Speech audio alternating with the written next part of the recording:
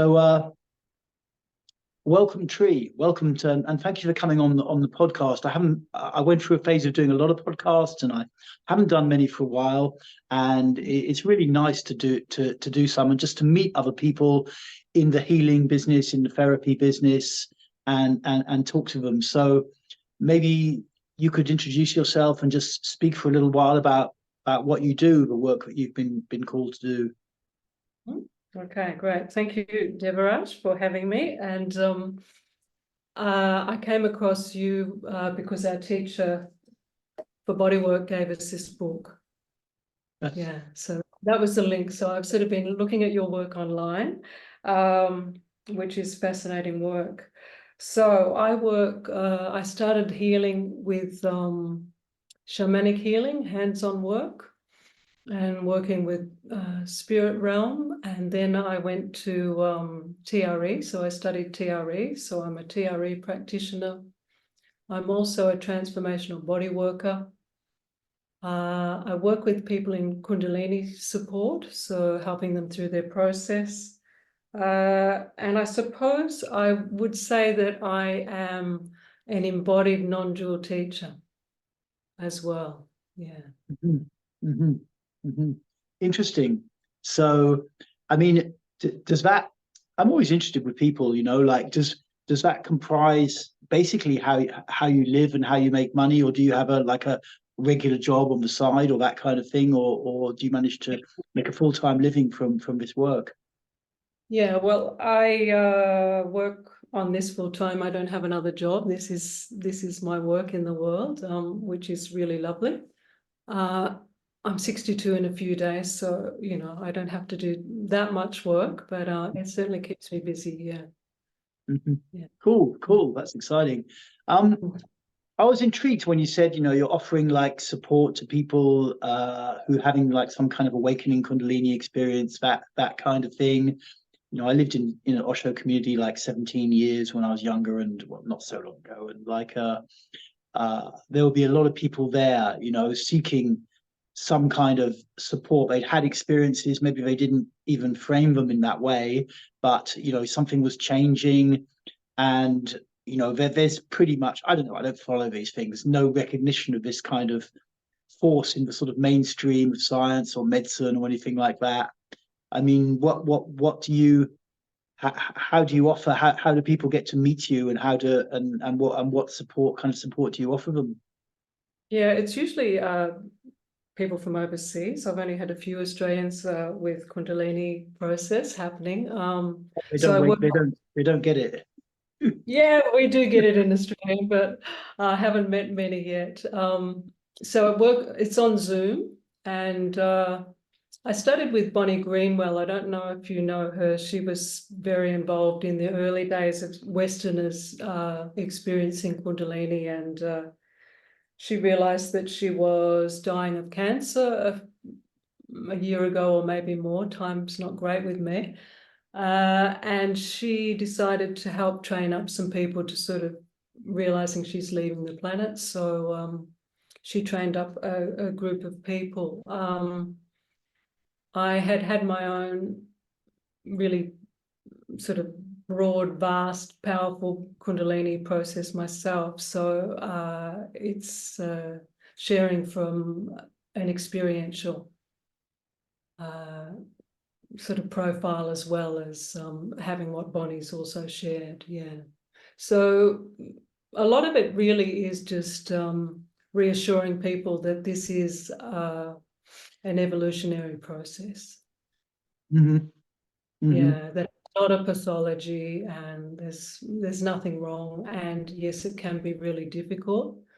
However, it will happen to every person on the planet or at some time, Mm-hmm. not this life, maybe next life, maybe this life, Mm-hmm. maybe it takes off from where it left off. So yeah, it's a human experience, really. And I think just framing it like that it is a human experience. It's evolutionary, it's involutionary, and it's okay. Yeah. Mm-hmm. Mm-hmm. Well, I mean, it must be great, if someone's really mean, I did have a kind of awakening experience when I was in my early 30s, when I was in Thailand. And I mean, I think I was so blocked, but I didn't really realize what had happened. I had this kind of explosion of light in my head one night, and just energy pouring through me for about all night and the next couple of nights. And it kind of helped me to sleep because I hadn't slept for a while before then. I'd been really sleepless. But then I just forgot all about it, you know. And then 5 years later, I got interested in meditation and stuff like that, just randomly. I wasn't something I was remotely interested in before.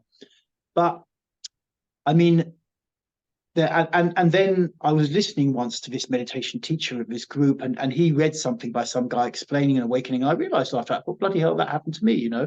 But like, you know, without any frame in society, you know, I think I was so blocked, it didn't really cause any, you know, massive negative psychological effects straight away. I wasn't overwhelmed with feeling. I think I was still just too blocked for that to happen, you know, even after the experience. But I know people, and I've met a lot of people since then who really, really struggle with something like this, and you can't go to the medical. Well, you can go to the medical services, but they're just probably just be looking if they can kind of, you know, stick you in a home somewhere, or find some medication. You know, they don't have a frame for it, and No. so people then, I guess, when there's nothing, when there's no frame for you to put your experience in, we tend to imagine the worst and go round in a kind of cycle of negativity in our own mind, that we've become, you know, psychotic or schizophrenic or crazy in some way. And it must be very reassuring, you know, to have someone explain that actually this is okay, you know, that it's actually something helpful. Yeah, yeah. You know, all sorts of things can happen, you know, often a lot of movement in the body, and the body, you probably know about the process, but maybe your viewers may not. And yeah, the body will go into all sorts of spontaneous yoga positions and mudras, sacred dances, weird utterances come out of your mouth. And unlike TRE, you can't really stop it. TRE, you can regulate and stop and start and release, but Kundalini does its own thing. And there can also be a lot of psychic experience. So becoming aware of the subtle realm, and that sort of really encroaching in on your system.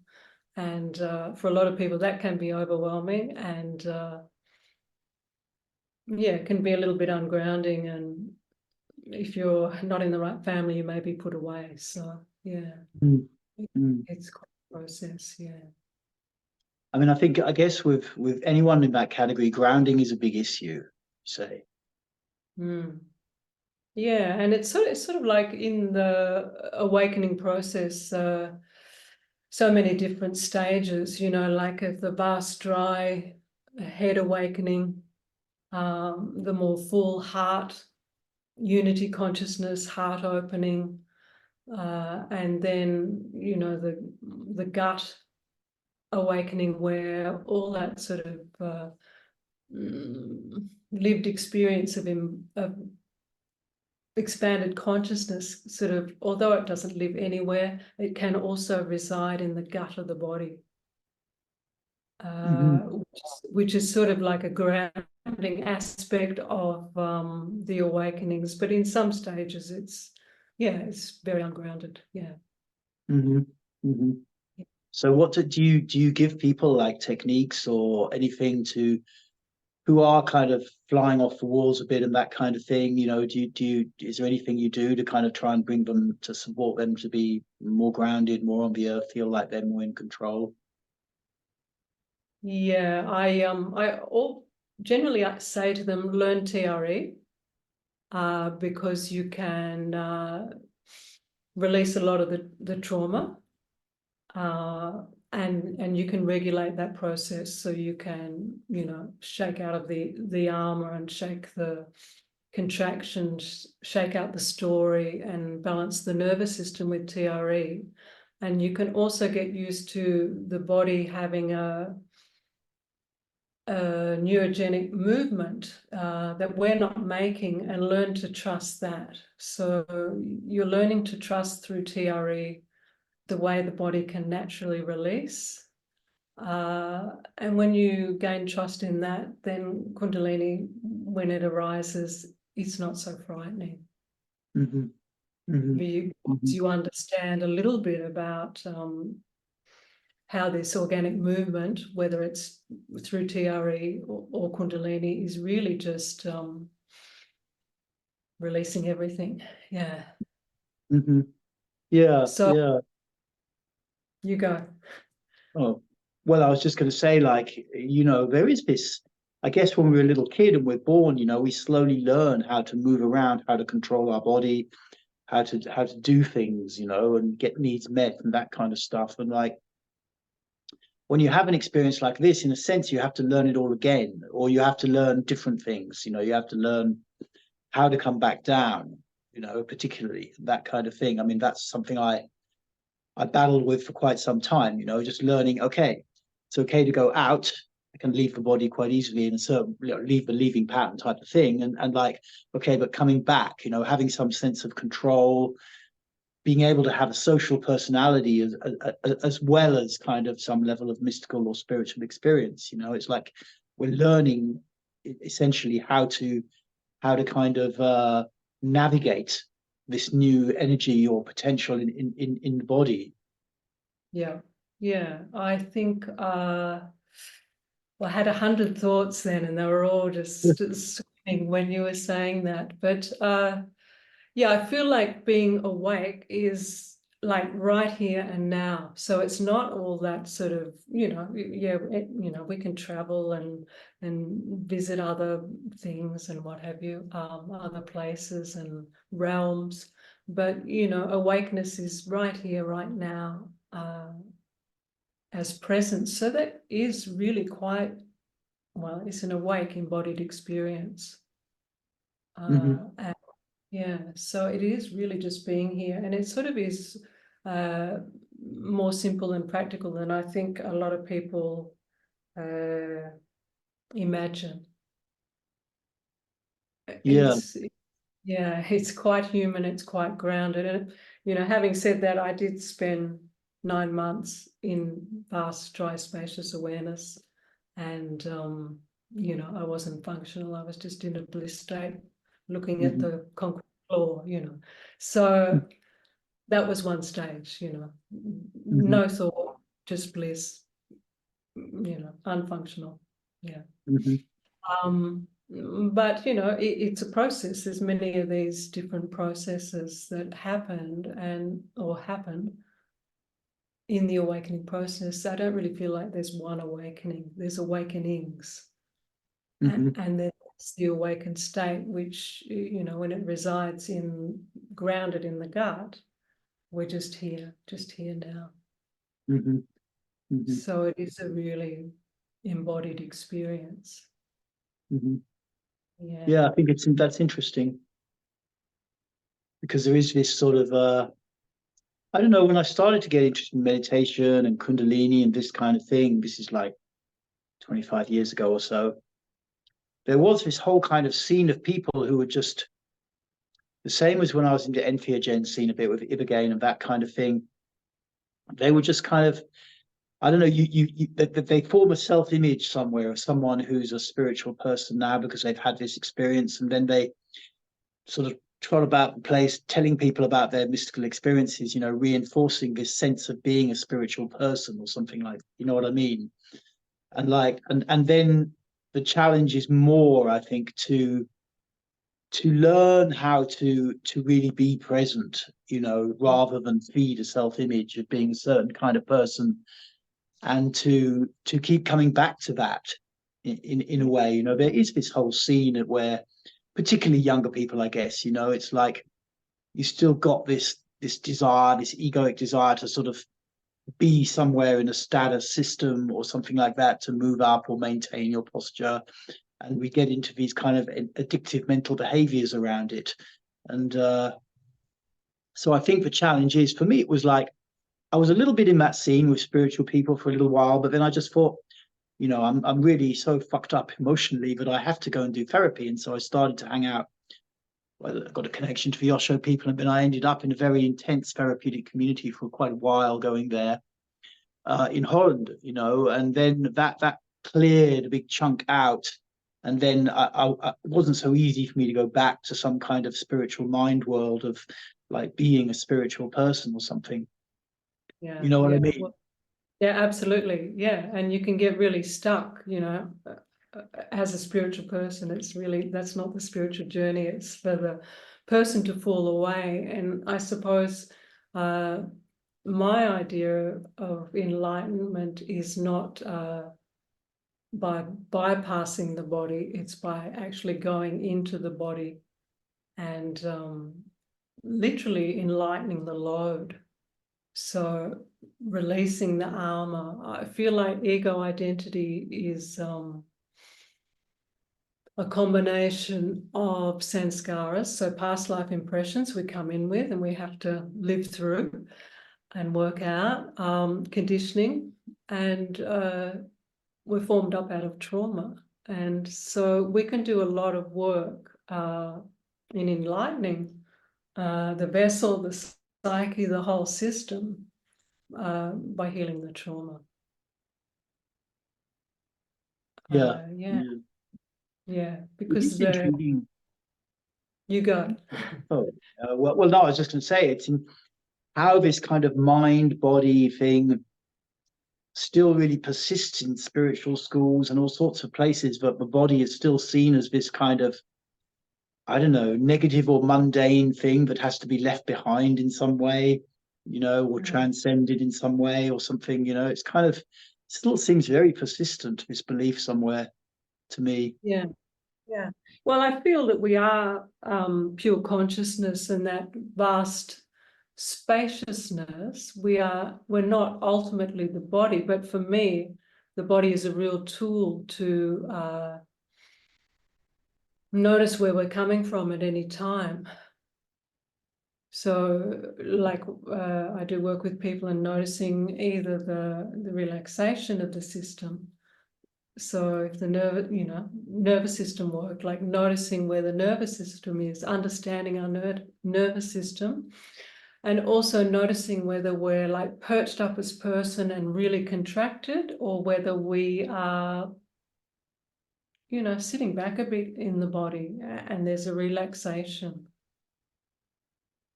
It doesn't mean that we're always calm. We can respond to life, but we're not being driven, by our trauma. We're more responsive and less reactive. So I feel like it's not either or, it's sort of like both and those concepts. Mm-hmm. Yeah. But I feel Mm-hmm. like the body has a big place in spiritual awakening. It gives us, this incarnation gives us the opportunity to pursue that, just even on that simple level. Trauma often causes awakening, and also healing of trauma can allow awakening to happen because the nervous system's settled, and that source state, that beingness state that's always here in all of us. We can, when the nervous system's balanced, we can start to tap into it, and it can start to open up and like flower in each body-mind system. But when the nervous system's so activated, the ego identity is running the show, and it's really noisy. Yeah. Mm-hmm. Mm-hmm. Mm-hmm. So that sort of explains a little bit of the premise around the work with the body. Yeah. Mm-hmm. Yeah. Yeah, yeah. I guess where I've come back to with the body, I mean, these days I focus much more, not so much on the body, I mean, on the body, yes, but with the intention to actually simply expand the sense of the body as a kind of feeling in the background of what's usually in the background of most people's awareness. You know, most, I guess, the average modern human, you know, we don't pay so much attention to the actual sensation of the body. You know, it's there as some kind of dull, vague thing in the background of sensation, and there's sensory stuff and thoughts and feelings, but people don't really, you know, it's not so exciting, the sense of the body, you know, in terms of being able to describe it on social media or something. So it tends to get relegated to the background somewhere, and yet it is like the kind of you know, it's like the base of the pyramid somewhere. But if you can get your sense of a body up, you know, you not only heal because all the repressed stuff is embedded in there somewhere, and it'll start to come out as you expand the sense of a body, but you also have a lot more resilience because you have this, you know, you become more like a pyramid sitting on its base rather than one sitting on its point, you know, like the very mind-centered people tend to get, you know. So that's, I mean, that's where personally where I've kind of landed these days with the body and the sensation of the body. But it's just this overlooked aspect of consciousness that is really, really useful. Yeah, I could, you know, people used to say to me, would you, I'd go to chanting years ago, and I quite love chanting, and they'd say afterwards, we're going to sit and meditate. And I'd be like, oh, like how we are, you know, I can't sit in this super sensations. I couldn't actually sit and meditate. So I was like, no, I'm out of here. So yeah, I with your work, I can see myself, I've sort of judged myself, and you would know better, but as an oral leaver, I was never aware of my body. I was never in my body. I never even knew when I was hungry or tired. You know, I was totally in fight and flight till I started my healing journey at about 48. And yeah, it's amazing actually being here and being able to be in the body. And the only way I feel like I can be in the body is because I've done so much damn trauma healing. Yeah. So that I can actually, yeah, reside in the body. So that's been an incredible shift for me as a leaving type. Yeah, I was always out here, nice and safe out here, never safe in here. And it's quite beautiful to feel safe in your body. Yeah. Yeah, yeah, yeah. Do you feel like do you tend to work more with women than men, or do you just changing topic slightly, you know, or is it pretty evenly balanced, or the other way? It's pretty evenly balanced. Probably workshops or retreats. We just had a 7-day silent retreat here, and more women than men, but I was surprised that there were 3 men, which is great. It's usually, you know, one man and you know, 8 women or something like that. But there were 3 men this time, which was fantastic. But with the TRE and body work, it's pretty equal men and women. Yeah. Interesting. I always seem to get more guys. Though I do work, I did work a lot with women when I was living in community, but I always get more guys. Yeah. Yeah. I mean, also you go. oh, well, I was just going to say also partly because I'm on YouTube, which is a bit more, tends to be a bit more guys, and I think Instagram is a bit more women. I mean, that's what I've heard. Yeah. Okay, that's interesting. Yeah, and I mean, sometimes it's nice to go to a guy if you're a guy, you know, and sometimes it's nice to go to a woman if you're a woman, and sometimes it doesn't, sort of that part of it doesn't really come into it. Yeah, and it sort of depends where your consciousness is and what your needs are. Yeah. Yeah. So what else should we chat about? What else is interesting? What's interesting to you at the moment? What else is interesting?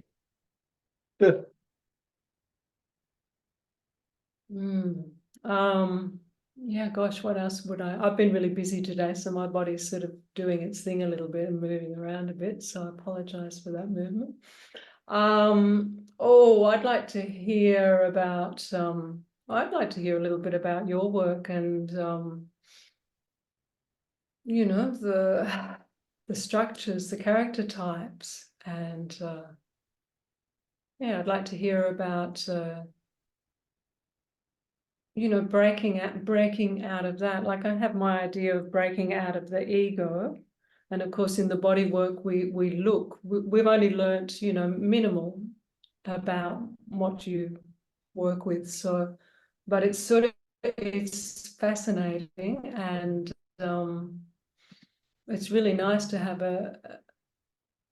a little understanding of it. One question I've got for you, I noticed during this silent retreat, I was sort of trying to pick everyone, and we did actually do one exercise out of your book, which was really lovely.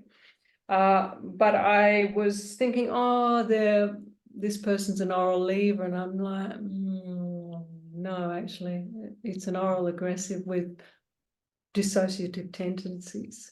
And so I get a little bit confused, you know, I was a little confused around that. It's like, no, they're definitely an oral aggressive and they dissociate, you know. I sort of noticed, this is something we can talk about too, is in meditation, a lot of people really just leave the building. And then, you know, they might get some really nice chemicals released because they've dissociated, and that's, you know, I know too well that that's a yummy, safe space to be in. But, you know, it's almost maybe equal to having a drug or a glass of wine, or it's like time off your person. Yeah. So I'd be interested to hear your take on. Well, I mean, I first came across character structure about 2002, 2003, when I was doing a therapist training, an intense one in Holland, and I wasn't doing it to become a therapist. It was more just to heal myself, though I did end up becoming a therapist. But we had a weekend on character structure, and it was very much kind of old school, or how it was. I mean, it's always been on the periphery, but you know, you got designated like one, which was your primary kind of character type out of the five, and one which was your secondary. And I think I was oral rigid. I think that was oral dominant, rigid second.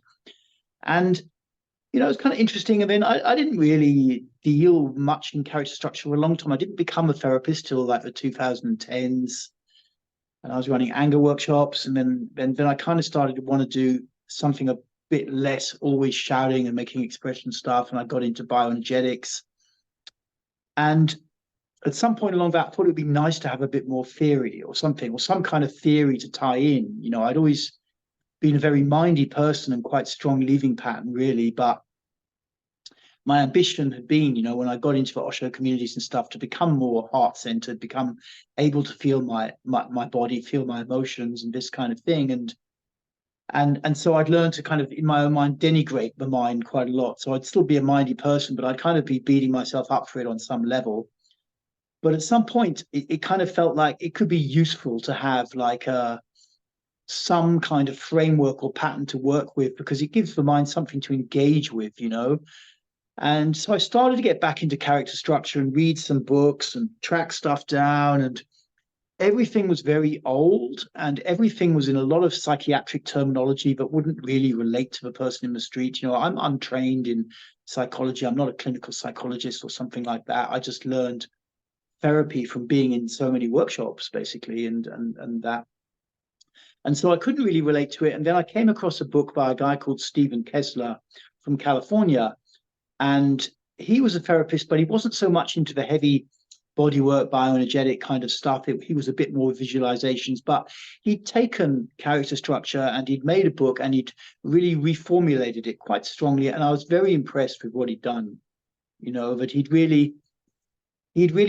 for a start, he depathologized it, because a lot of the names were quite kind of, you know, who wants to be diagnosed as a psychopath, or, you know, you know, a masochist or whatever, you know, not schizoid, you know, no, most people would, you know, find that pretty pathologizing. And the world has changed a lot since the early days of Reich in the 40s and this kind of thing.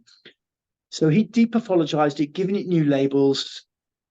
He retained the idea of like a primary and a secondary, and was quite adamant about that. And he'd given kind of, and his basic approach in treatment, it was a very good book, but it was, his basic approach in treatment was, one, to just simply have more awareness of the pattern, and then secondarily to see the qualities in it.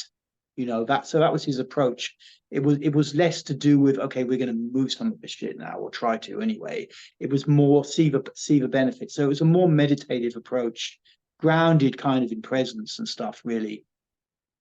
But it was an excellent book, and you know, it became quite popular. I think I did an interview with him some years ago, or for my channel. but I also kind of thought like it inspired me, it started me off to start to go on my own journey with character structure. And I came to certain revelations, working with people, talking about it a lot, running groups, running workshops, also running a kind of a channel on Telegram where bioenergetic support group, where there's always a lot of people talking about all sorts of things, and sharing their experiences. And I started to understand that all 5 of these patterns were pretty innate, really. And this whole idea with dominant and subdominant was a little bit confusing and not always so useful. So I started to use that. I mean, that can be a little bit dangerous as well, because you can then think, well, I've got all of them, therefore I don't even bother with any of them. It's part of a human psyche as well. So it can be useful to focus on one. But I definitely came to that understanding. And I also did something which was really kind of a bit rad in a way, because the whole basis of character structure from the early days and right through to Stephen Kessler's book was that it was grounded in the body. But basically, you could look at someone's body, you could look at them moving, and you could work out their character structure. And I actually didn't really agree with this. Maybe it was true back in the 40s or 50s, but I thought, I mean, I don't have classic oral. You could see oral. Maybe I have classic rigid a bit, but I met a lot of people who were oral as hell, basically, and they looked nothing like this kind of slightly bloated out belly, craning neck forwards, that you'd always see in these kind of the people that looked a bit like Shaggy out of Scooby-Doo, in these books of like of the oral character would always be like that. The schizoid would be this thin, rigid, tall person, completely not in their body, and the masochist, is very heavy set, enduring character, typically male. And I thought, there's some validity to the body aspect, and there are people who really manifest it in the body, but actually there's a ton of people who totally don't manifest it in the body, for whatever reason. So, that was very confusing, and people didn't really like it much. I mean, I only have a small scene around me anyway, but it wasn't, because it's a bit radical, because the whole raison d'etre originally for character structure was that you could see it in people's bodies. And I just felt you can't, but it's also still very useful.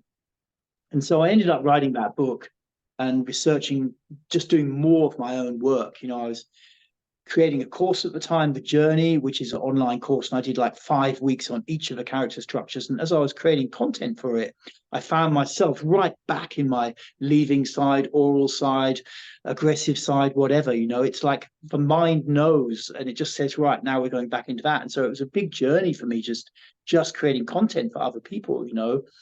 But I came out of it understanding that repackaged and put in the language that the average person can relate to, character structure can be really, really useful. Even people who were like really only on the periphery of therapy and not really interested would engage with it easily, and so even though I'd taken this body aspect out to a degree, I was still introducing body-based exercises that you could do to relieve the patterns and lessen their impact. Even though I'd taken the whole basis of body type out, I still felt this is really useful. It's just really useful, and it can be presented in a way that people can relate to, and like I met your friend Suzanne at a group I ran in January, in back in the centre where I used to live in the UK, and we had a day on each of those characters, and many people wrote to me after that workshop and said they're still totally busy with these aspects of them, acting them out and doing the exercises, where they're all there inside of us as kind of some form of safety strategy, defensive strategy, which was another of Stephen's concepts, and it's just really helpful, and it's just socially useful, even if you're completely uninterested in spirituality and you just want your social life to be better, or to be able to get your needs met more easily, love or friendship, or your relationship with work and hierarchies, that kind of thing. It's just really helpful to be able to understand character structure, or at least to have some basis of it. And it's ongoing for me. I ended up rewriting a lot of stuff for my website and Substack just from doing this 7-day group, going right back into each of the ones, and things that people come up with, because when you're running a workshop, people are sharing about their experience, and you see new things about the oral character or the rigid or whatever, you know. So it's really an ongoing project for character structure, but I think it's massive, you know, it's got massive potential, and not just in sort of having people do screaming and shouting and heavy bioenergetics, you know, just the cognitive component of understanding that you're now in this needy child space, or you're now in this endurer space, to really have a, like with the Kundalini awakening, to have an actual box that you can frame it in and say, you know, the reason I'm so terrified of my boss, but so angry at him as well, is because I've got this endurer pattern and it traces back to here or whatever. You know, it's just really useful. Yeah, just So that, shining a you know, light on it. yeah. Sit back and take. Yeah, yeah.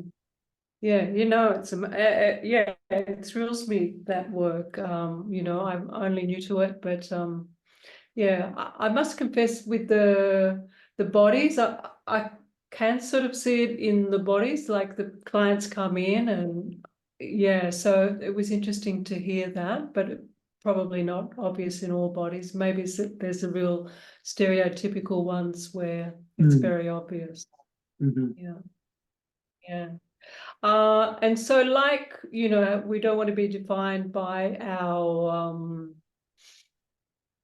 star signs. We can also not be defined eventually by our character structures. Is that so? Like, we can work our way out of that Yeah. so that we are freer? Or, you Yeah. know, I would say, I picked you as an oral rigid, so I'm getting better at it. I picked myself as an oral lever, and I feel like, yeah, I don't leave anymore. Like, I feel like I'm here, but I've still got oral tendencies. I'm still very keen to get a bit of chocolate and whack it Mm-hmm. in. Yeah, Mm-hmm. yeah, yeah. Um, so yeah, just in general, do you think doing trauma healing itself, like, I can share, I used to drink red wine, you know, probably from my 30s to 40s. And then I did a heap of trauma healing and did have you know, one of those awakenings. And I just didn't have that need to reach for wine anymore. So I haven't drunk since 2015.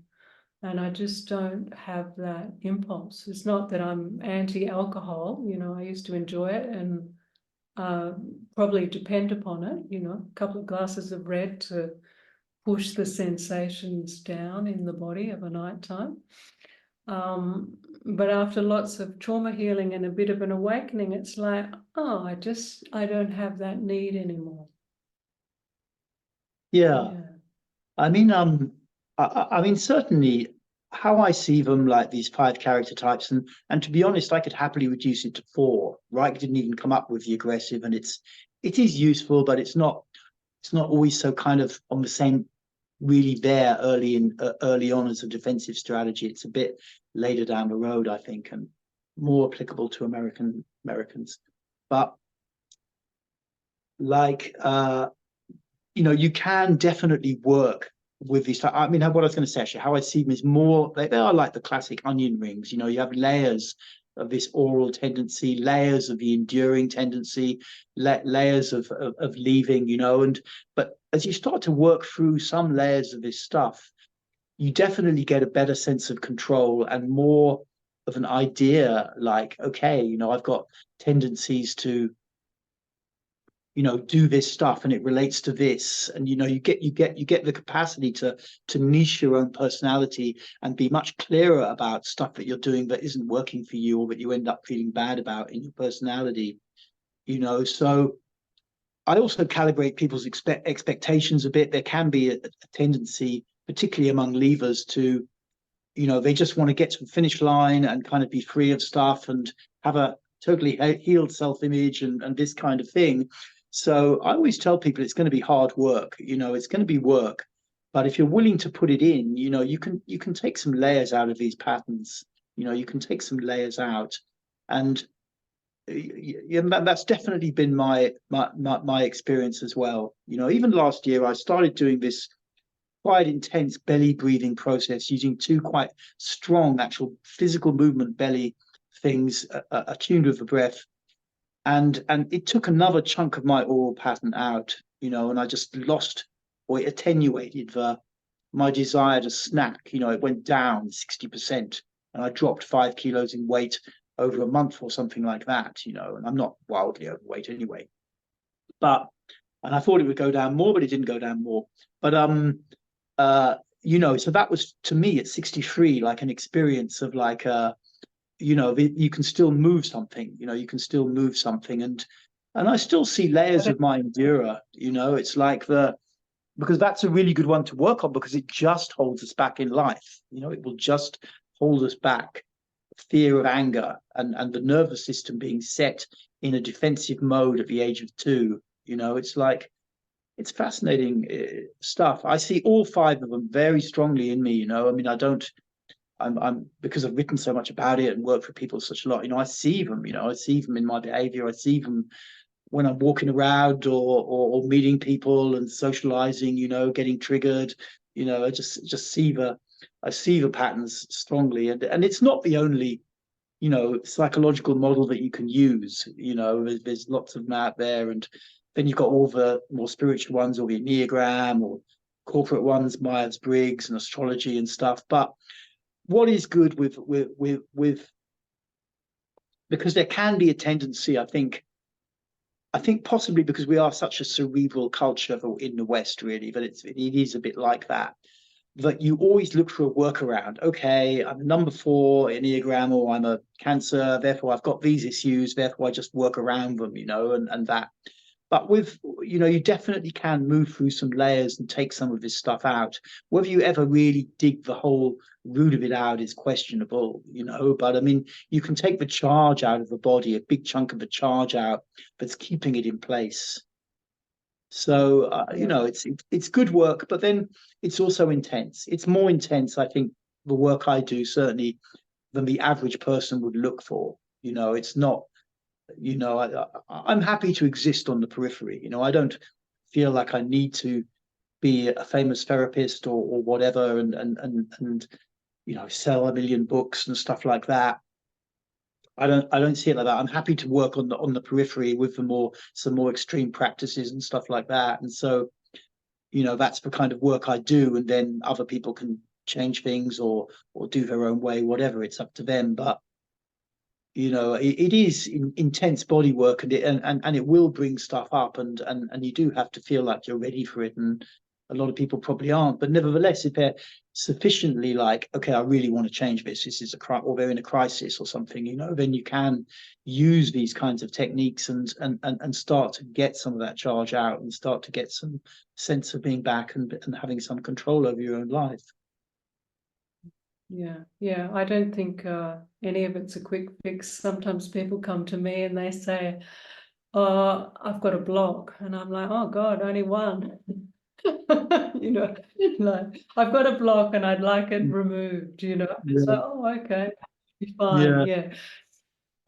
So not quite like that, but yeah, it is a long journey, and we probably never get to the bottom of it, and we're always being impacted by life, and so more's coming in as we go along. But yeah, the transformational body work, which Suzanne, who you met, teaches, that's pretty intense. Really getting very deeply into the flesh, and yeah, it's not for the faint-hearted. A lot comes up and out of the flesh, past lives, intergenerational stuff, this life, cellular, yeah, all sorts of stuff comes up. But people that go through the 12 sessions once, twice, or 3 times really do see a shift in their way of being in the world. So yeah, I think the healing journey, it's a tough one, but it's certainly worth it. Yeah. And it's good that more people are getting into it, and that there's support as well. You don't feel like you're just chugging along on your own, which is very difficult. And yeah, and I feel like the collective has woken up. I mean, the word trauma is on everyone's tongue, and in a way, it's like here's everyone looking for world peace. And it's like, oh, okay, peace, one organism at a time, work on yourself and Yeah. see if you can get the system regulated and sorted to whatever extent you can. And that really does have a really big impact. Yeah. Yeah, Yeah. I don't Yeah. until we have an embodied sense that we are one, not in a bypassy way, in a really embodied, heartfelt way. I don't feel like our world can really resolve itself until that sort of catches and grows. Yeah. And I think trauma healing is a really big part of it. Yeah. Yeah. About Yeah. Well, because it's our growth. personal, I guess. It's personal. You have to come out of a political kind of space where, I mean, people still, try to fight trauma or traumatic childhoods on a political level, but you have to at some point come back to me, and this happened to me, and I'm carrying this around. That's important. But talking about the world, I mean, how do you see? Do you see the world currently of the last 5, 10 years going through a lot of shifts, going through a lot of changes? What's your prognosis, or whatever they call it in medicine? I sort of felt like my childhood, was very simple. We played and the parents worked and they earned money, and there was trauma and dysregulation and but there was a world that you felt like you would live in a house, or in the West, it was pretty stable. Yeah, the whole COVID scenario, and yeah, things are changing, and I don't quite know what they're changing to. Yeah, but there's some different powers at work, and humanity with this need for greed and power, and we're sort of on a bit of a wild ride, I think. Mm, mm. Yeah, I guess I think it's learning a balance for me between wanting to control and direct where something's going, and like being able to surrender and trust something. Like both of those forces need to be somewhere present. If you just, I don't know, completely surrender to whatever's happening, maybe something very bad happens in the world. It just gets in a complete mess and humans die. But at the same time, if you try and control and direct everything, then it also doesn't, it just ends up in a mess as well. Yeah, I mean, we're in an interesting time in that, before the internet, here we are talking, you're in Turkey, I'm in Australia. Before this internet and world news, our nervous systems were sort of designed to know that, Fred down the road had a heart attack, or that one Mm. fell off their track, they died, and, oh, okay, it was sort of quiet. Now we've got this worldwide connection, and we hear of every horror. So in a way it's sort of amazing because we can maybe have some impact or not, and in another way it's pretty debilitating for humans' nervous systems. It's pretty overwhelming. Yeah. Yeah, totally. Yeah, so I don't watch the mainstream media. I've sort of lost faith in that, and I keep myself generally informed on what's happening in the world, but I don't obsess, because in a way I do my best, and it will be a bit like you, it will be what it will be. And, if my nervous system is resilient, perhaps, I'll make the most of whatever it is at the time. Yeah, yeah, That's nice. how I make sense out of it. Yeah. Well, Mm. resilience is really important, hey. I mean, it's just like I was chatting to a friend last night in Britain, who's I'm British, but like, I don't live there anymore. But like, and it's just like, there's just he says there's just no one. There's a mental health crisis going on, basically, and the whole hospital system's kind of shutting down almost, just overwhelmed, and like and there's still no word sort of from the government everywhere. You know, you can see so obviously if you've been a therapist, and I will push things to the edge and create change. You know, I don't believe people always have to live the same way or something like that. There are people like that, and it's fair enough in therapy, but at the same time, you know, you can see how you could resolve 90% of the mental health crisis just by creating more connection in society, basically. It's just like really not rocket science. You know, people are super isolated in Britain. They're all on Zoom all the time, and they think in their own mind that they're okay, but you can see they're not okay, and then they're struggling, and then they're getting depression, getting heavy mental illness, things, anxiety, going to the doctor's completely overloaded, you know, and it's just a complete chaotic mess. And it's obvious to me, anyone who's worked with people or the body or for a while, you know, it's like people just need more connection, social connection. They need to feel part of a group, all of that stuff. And I don't think that's the only way you can be. But for the average punter in the street, if I can use that term, you know, it's like that is what they need. And it wouldn't be so hard for the government. It doesn't cost a lot of money to tackle a problem like that, but there's just no interest at all. You know, it's just like no one, you know, everyone's just fighting their own little corner in government. So I was kind of, I'm not surprised by it, because I lost faith in Britain and the British system some while ago. I still like the country, but I don't know. It's just, it is a shame that you see so many humans just suffering so massively from something that doesn't require drugs or medication for most people. You know, for most people it doesn't. You know, and that they just need to get more social connection back, and they need to have the infrastructure for that. You know, whatever it is, town halls or meeting or having to do this. You know, they just need that stuff, and then they will be much more relaxed and happy. You know. Yeah. You know what I mean? I do, yeah, I do know what you mean. I'm a bit of a hermit, so I'm sort of not really in that realm, but I can see that, you know, mammals need mammals, and it's that connection. Yeah, it's that connection. Yeah, I think because in my childhood, you know, the people in my life were dysregulated and dangerous. I sort of linked into nature as a nervous system. I found that helpful. Yeah, I was so dysregulated I couldn't even sit in a room full of people, or I wouldn't be drawn to go to that social occasion. You know, that would be a nightmare for me. But yeah, I'm good with people now. But yeah, so I can see the point of, yeah, most people need. I feel like they need connection as mammals, and I also feel if they did. TRE or other healing work where they're down regulating their nervous system, you know, you know, anxiety and depression is freeze, and, you know, defensiveness, you know. Yeah, we're not a well race, really. We're not a well race.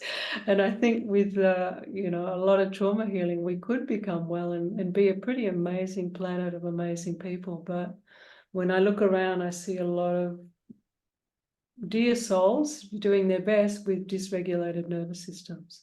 Yeah, and I think that's I see that as the main problem, this dysregulation, you know, this chaos, this madness that's playing out in the world is like the sense of separation, i.e. you and I are not we but one, you know, at our source, that embodied sense of that, and also too just dysregulated nervous systems living out of sort of traumatized egos and creating a lot of trouble. Yeah. Yeah, well, we will have to see what in the years we have remaining, what will come of it all. You know, it certainly feels like things are getting to a bit of a head anyway. You know, I mean, you never know. It was kind of feel like things are getting to a bit of a head, and then there'll be change, but who knows? Yeah, that's it. Yeah, I think, yeah, I do think it probably will get trickier before it evolves. We could be in for some tricky times, but who knows? Yeah, we watch this space. Yeah.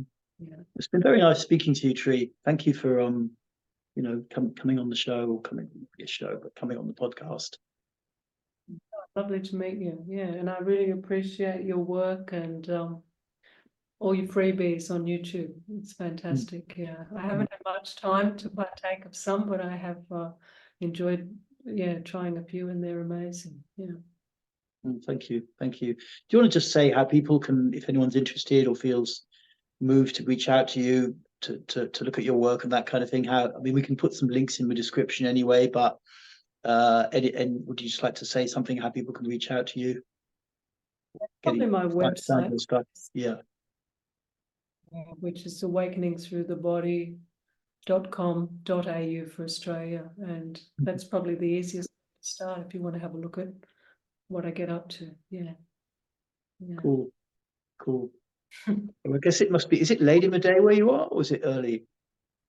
It's not too bad. It's about 8 o'clock at night. Yeah. Okay. Cool. Okay. Well, thank you very much for coming on, and it's really lovely to meet you. Thank you. Yeah, lovely too. Yeah, I was drawn to talk. So lovely. Thanks. Go Thanks. well.